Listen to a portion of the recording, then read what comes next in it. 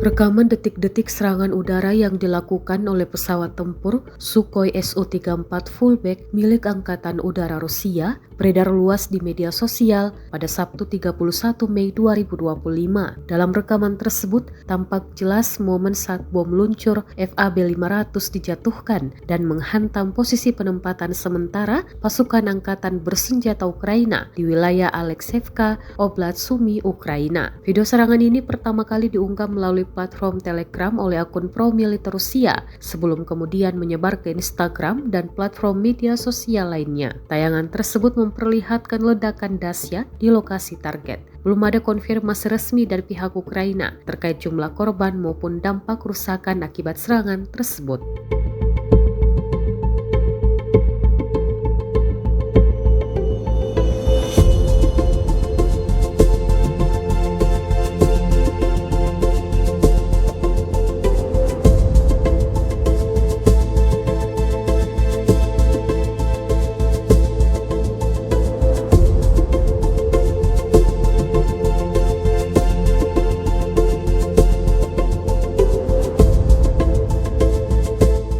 Download Tribun X sekarang, menghadirkan lokal menjadi Indonesia.